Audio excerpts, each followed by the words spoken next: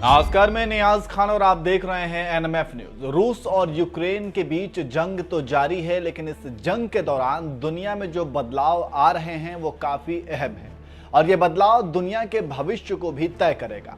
क्योंकि जंग शुरू होने के बाद दुनिया दो गुटों में बटी है। एक गुट रूस के साथ खड़ा है, दूसरा गुट न साथ खड़ा है न उसके खिलाफ खड़ा है। बस राजनीतिक बातचीत से दोनों देशों के मसले को सुलझा देने की सलाह दे रहा है। यूनाइटेड नेशन में रूस के हमले के खिलाफ वोटिंग की प्रक्रिया में शामिल होकर कई देशों ने रूस के हमले का विरोध किया, लेकिन भारत अपनी विदेश नीति के तहत इससे दूर रहा है।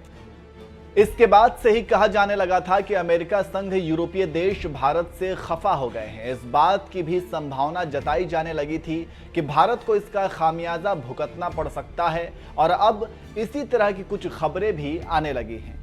रूस के यूक्रेन पर हमले को लेकर भारत के स्वतंत्र और निष्पक्ष रुख को देखते हुए अमेरिका भारत पर अपने कानून CAATSA के तहत कड़े प्रतिबंध लगा सकता है।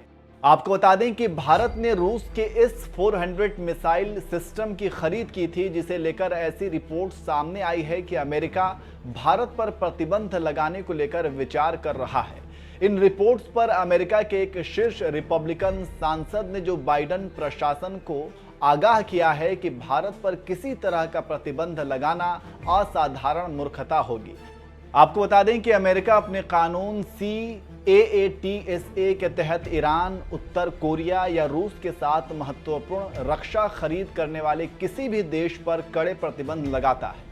साल 2014 में क्रीमिया पर रूस के कब्जे और साल 2016 के अमेरिकी राष्ट्रपति चुनाव में रूस के कथित हस्तक्षेप को लेकर अमेरिका रूस के खिलाफ अपने कानून का इस्तेमाल करता है।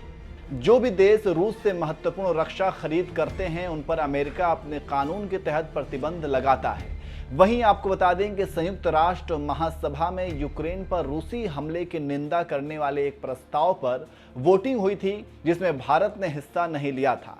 इस संदर्भ में बोलते हुए क्रूज ने कहा, भारत अकेला देश नहीं है जिसने हमारे खिलाफ मतदान किया है और रूसी हमले की निंदा के खिलाफ गया है। अमेरिकी सांसद ने कहा, संयुक्त अरब अमीरात ने भी वोटिंग में भाग नहीं लिया। UAE अमेरिका का एक करीबी सहयोगी है और ट्रंप प्रशासन के दौरान UAE अब्राहम समझौते में एक अहम देश था। अमेरिकी नेतृत्व में हुए इस समझौते ने पूरे मध्य पूर्व को बदल दिया और इजराइल अरब को एक साथ लेकर आया। ऐसे में यह भी कहा जा रहा है कि बाइडेन के सत्ता में आने के बाद भारत से अमेरिका के रिश्ते खराब हुए हैं।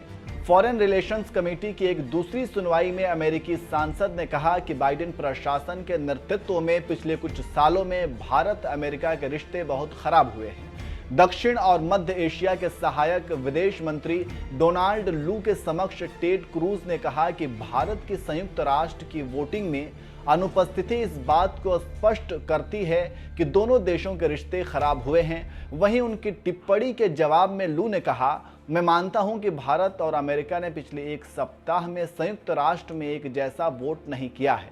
मैं आपको विश्वास दिलाता हूं कि हम अपने बीच अंतर को कम करने और रूस पर हमारा रुख भारत को समझाने के लिए हम लगातार भारत से बातचीत करते रहेंगे।